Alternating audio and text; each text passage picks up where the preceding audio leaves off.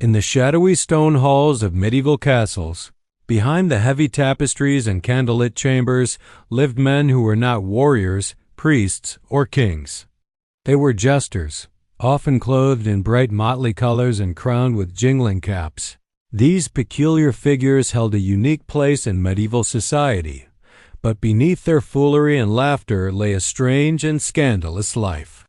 Tonight we drift into the tale of one such jester. His name? Will Sommers. And his story is not merely about jokes and riddles. It's about power, secrets, and the dangerous art of making kings laugh. Let your body relax as we step into the cobblestone courts of Tudor England. Will Sommers did not come from nobility. He was a common man with a quick tongue and quicker wit. What made him famous was not just humor but survival. Born into a humble home in Shropshire, England, Sommers showed early signs of theatrical brilliance. A twist of fate brought him before King Henry VIII, one of England's most powerful monarchs. Unlike other entertainers who came and went, Will remained. Why? Because he knew how to walk the razor-thin line between comedy and condemnation. The court was full of dangerous people. Nobles whispered behind backs. Advisors plotted like snakes in silk.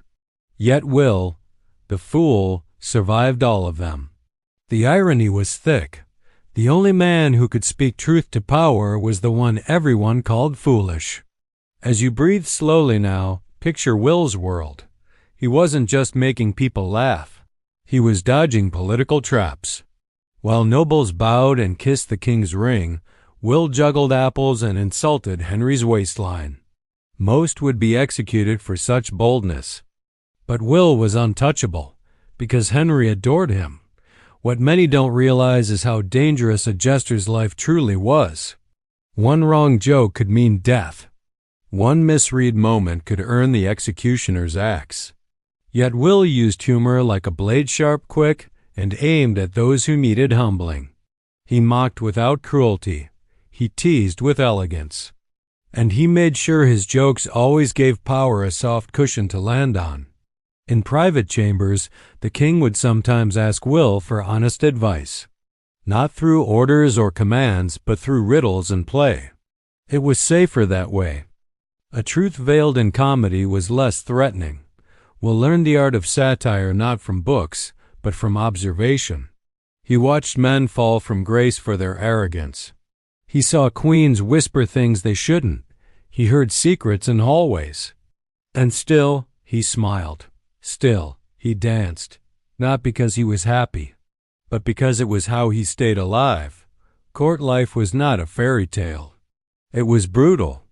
One day, you're in favor. The next, you're forgotten. But Will lasted. Not because he betrayed others, but because he entertained without submission. The scandal began when rumors spread that Will was not just a fool, but a spy. Some whispered he delivered messages through jokes. Others claimed he overheard plots and shared them with the king.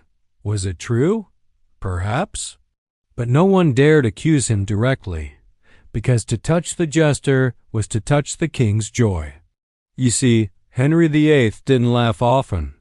But when he did, it was usually because of Will. While Henry's wives came and went, while nobles lost their heads and foreign wars bled the treasury, Will remained constant, like a shadow at Henry's throne. Yet his life wasn't just court games. Will suffered too. He had no family, no heirs, no title, no land. When he wasn't performing, he lived alone in modest quarters within the palace. The glitter of gold did not reach him. He owned no fine robes. He had no voice in council. Yet when he entered a room, even the fiercest lords made space, because he held a strange power, the ability to shape a king's mood. In those moments, when jest gave way to silence, Will saw the darker truths of the crown. He saw Henry's fear of aging, his guilt, his rage, and sometimes his sadness. And in these silent understandings, Will found his own form of purpose, not just to mock, but to soothe, still breathing gently. Good. Let's walk deeper. One of the great scandals of Will's time came not from what he said, but what he witnessed. It's believed he was present during the early tensions between Henry and Anne Boleyn. He may have even delivered messages between their chambers. Will watched as Anne rose to power and fell into disgrace. Some believe he warned her gently through jest. Others think he remained loyal to Henry, laughing at Anne's expense. But history remains quiet on that truth. What we know is this: Will Somers outlived Anne Boleyn. He outlived Jane Seymour. He outlived Catherine Howard, and still he stayed in favor. To survive multiple queen executions and still entertain the same king? That was no small feat. That was genius wrapped in fool's clothing. Will's humor hid wisdom. His dance masked fear.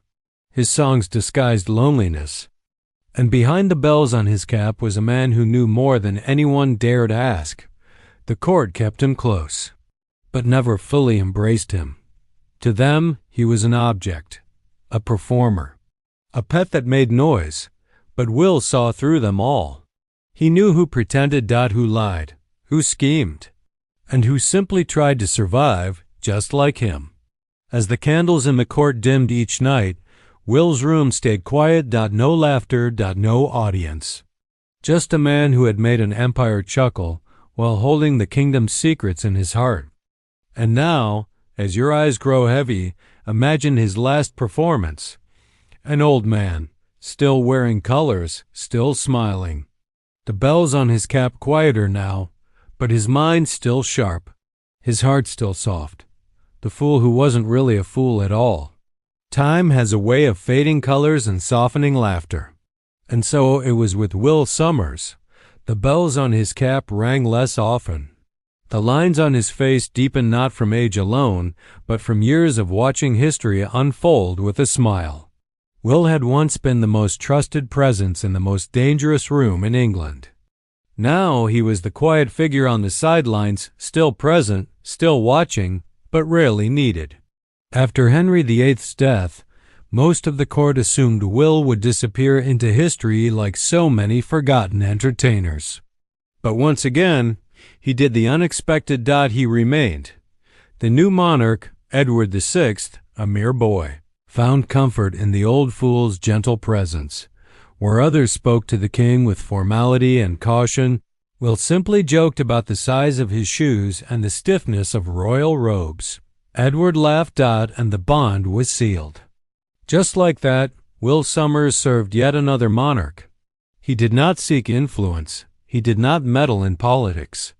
All he offered was familiarity in a world that was changing too quickly. He had no ambition, and yet he held the rarest gift of all: he was trusted. As you relax more now, imagine him walking the stone corridors of Hampton Court Palace, leaning slightly from age, but never without that twinkle in his eye. Time had not robbed him of wit, only of speed.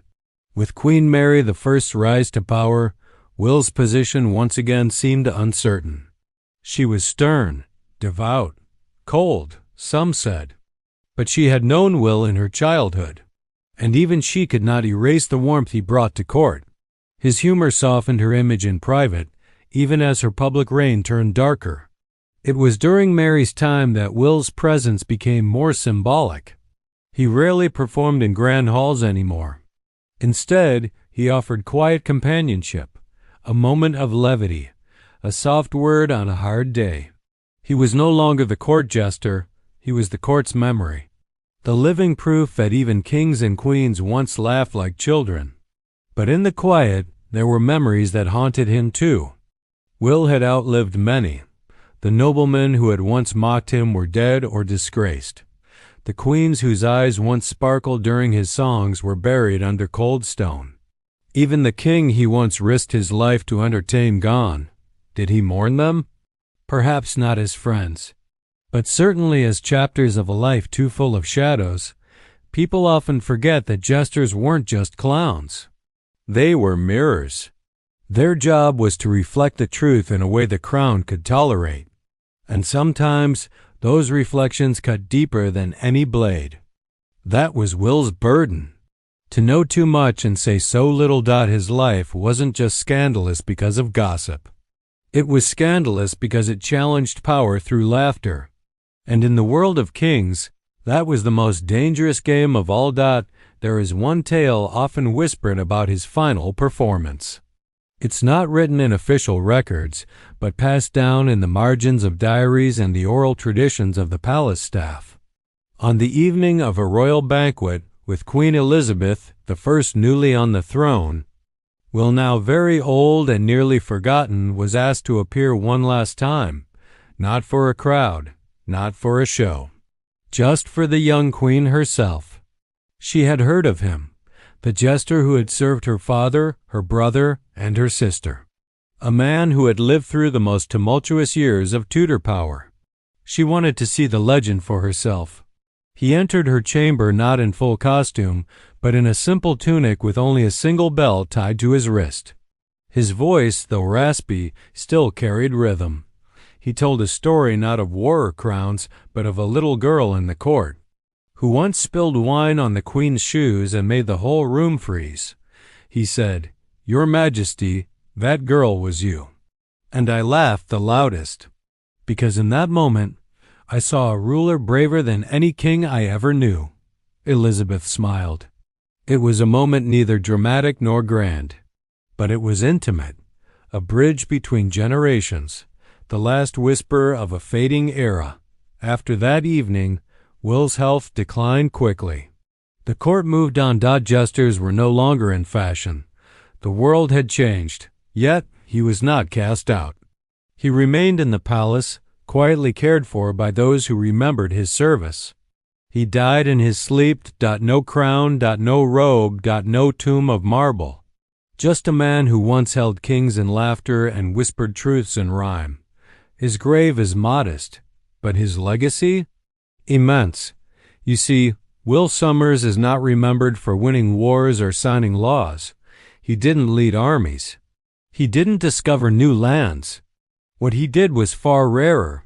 He reminded rulers that they were human, that even power needs humility, that even thrones need laughter. His life was scandalous not for betrayal or treason, but for his courage to make powerful men smile at themselves. That was his gift.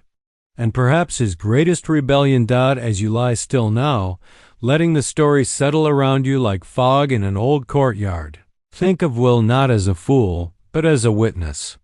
A soul who danced through danger with bells on his sleeves and wisdom in his heart. In every joke he told, there was truth. In every laugh he sparked, there was light. And long after kings and queens turned to dust, the echo of his laughter remains soft, gentle, eternal, just like this night.